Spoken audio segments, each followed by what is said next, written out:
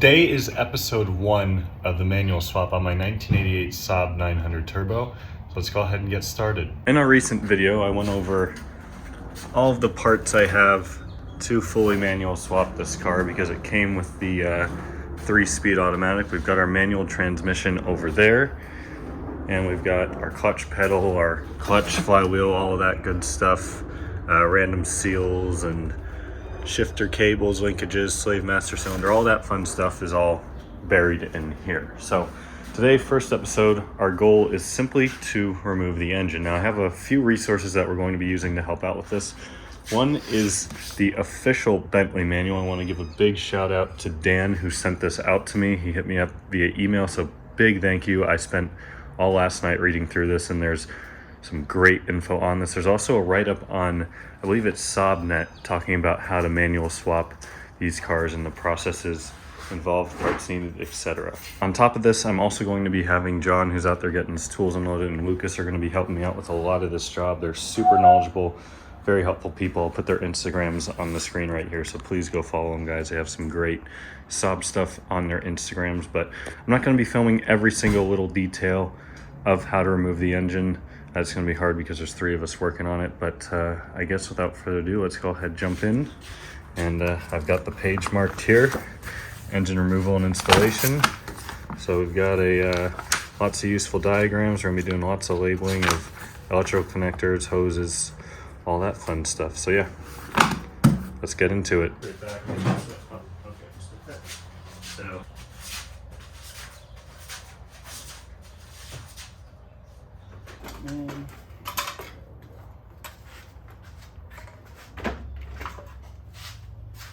So I struggled with a power steering line under here that goes in the pump for about 20 minutes. Got it just about off. I don't want to take too much credit, but then Lucas hops in there and pops the rest off in about 10 seconds. And meanwhile, him and John have been busy at work. They're doing awesome, helping me label everything too, just so we know where it all goes. And got some WD-40 on the exhaust, so hopefully that'll come off without a problem, because who knows the last time that was removed. We got the radiator drained, so we're gonna be pulling some coolant lines off now. It just keeps draining everywhere, so some great progress though.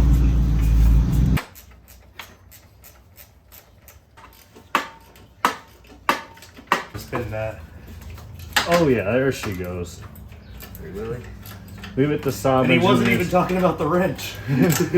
Yeah, leave it to Saab engineers to give you enough space to fit a 1/4 inch in to break a downpipe bolt loose. Well, we calculated the torque. Yeah, it should only be all you're gonna need. We ran into our first little issue here. We were pulling off the radiator fan, and it looks like the wire kind of came apart a little bit. So the actual pin itself corroded. That's part of the pin. 35-year-old car problems. It's our first time using an impact, I think, right? No one else is using an impact. Oh, look at that. It was already broken loose, don't worry. I'm not gonna, Go, yeah, just snap an exhaust bolt because I'm too lazy to break it loose first. Leaked out, I The good think. thing is the torque converter is not gonna until we take it apart. Awesome. Exhaust is disconnected, I know and it there's just always keeps some sliding down there. Lucas is gonna show us a good example of Why you should follow instructions. why engineers hate mechanics. That bolt is just not gonna come out. It's the transmission mount right there. No matter what you do. Yeah, we got a cable on there. Bit of an update here. We're currently trying to figure out what all these wires under here are for. Hoses, everything. We've got a bunch of stuff labeled. We're trying to work on getting the AC compressor out. We got all the belts off and everything, so slowly but surely. Let's do 13. Oh, that is a bolt there. Yeah. I thought it was There's missing. another one we're gonna have to give a little wrench check on. All about You that wanna give it a leverage. I can give it a go this time. Dude, we're ripping through these gloves. There's like literally Yeah. I was holding it up for get all the him. hands on it. Dude, that's the angle right there. Look at that. Money shot. So we're pulling off the AC compressor because I don't know if this is charged because I don't have AC in the car because it doesn't have a belt. But just in case it is charged, we don't want to pollute the air with that. because we're good environmental people here. That possibly R12. Yeah, it's probably R12, so that stuff's hard to find as far as I'm aware. So I think you can convert it though. The R134 or whatever. There's the right way, and then there's the way people do it. The right way is switching all the O-rings. The way a lot of people do it is just pump it full of 134. If it works, right? It worked in mine. Well, there you go. That might be my move. And guess which way I did it? Nice. Angle the dangle. Yeah. Beautiful. I don't know what to do from there, but We just zip tied this around here so that way the AC condenser or compressor is out of the way and the lines don't have too much strain on them. So I think a lot of this stuff up here is all done. A lot of stuff is labeled. We still have a few little things here and there. Give her some more. Ready? yep. It's real close. It's turning. We turned it like 20 degrees, but we turned it. Oh yeah. There she goes. Wow. Jeez, there's a ton of... Now you can use an impact.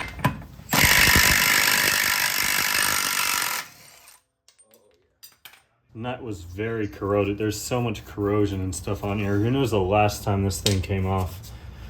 But it's off. Gotta do the other side. Nice. These rotors look really cool, by the way. So he's pulling the axle out on that side. So we just did the same thing on this side. Got the ball joint popped out. That way we can get the axle out. So we should have that out in a second.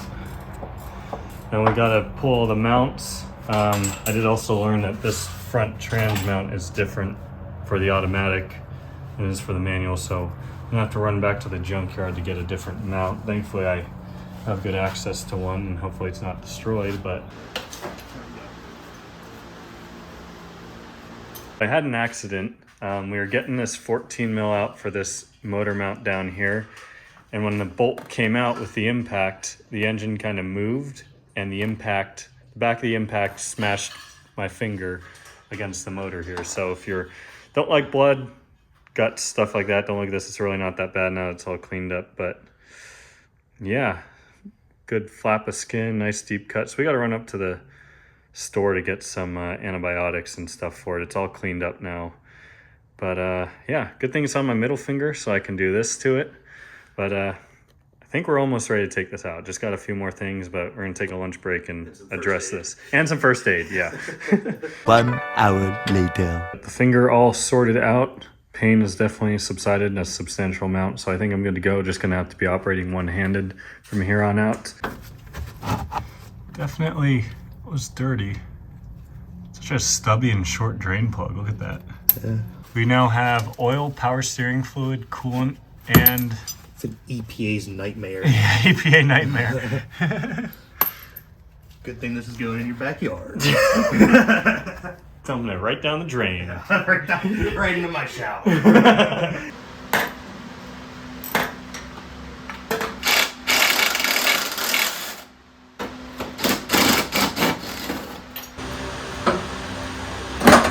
Oh, something just broke loose. Your mount didn't come up. You're gonna need a new mount. Oh gosh, yeah, my mount Didn't right in separate there properly. did not separate as it should. That's quite unfortunate. Oh well. It's just, use a load leveler, guys. Yeah. So far so good though. Really one of the only things that's still on is this cable from earlier. So Battery ground. yeah, so John's taken off this mount because like we said, the bolt is too long to fit out with the mount on there. And we And- don't want to get too close to the radiator. Right, and we'd like to, because the radiator actually looks pretty nice, so. But so far besides that, so good. John was saying that we're getting a little close back here with the alternator on the brake booster and then just the crank and everything. So we're gonna try and move it all over this way more. So we can't get this transmission line shifter cable off no matter what we do, following the Bentley manual, everything. So we got a Sawzall and we're just gonna cut it, because we won't need it and it's just pissing us off at this point. So there's the cable cut right there, as you can see. That's the last thing holding us in.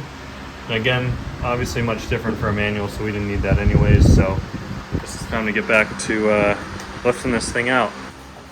So good? Yeah. I was just making sure we're clear on everything.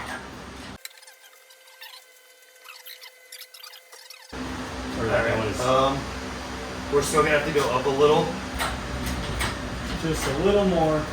Sorry, stop there.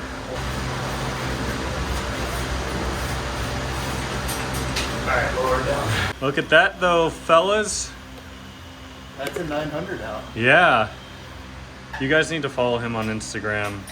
I shout him out every time he helps me out because he that's all I can really do to thank him besides giving him money and buying him food and beer.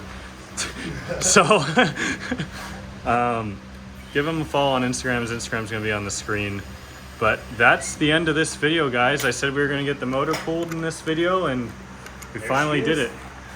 So huge thanks to John and Lucas. But next video is going to be separating the transmission, and then we'll hopefully mate up the manual. Install the clutch, And- pressure plate. Yeah, clutch pressure plate, all that. And then I also, probably in a separate video, just given how dirty this thing is, really go through here and try and detail the engine bay. So that's it for today, guys. Let me know your thoughts down below. First part of the swap is done. Probably one of the harder parts of the swap outside of reinstalling this. So see y'all next time. Take it easy.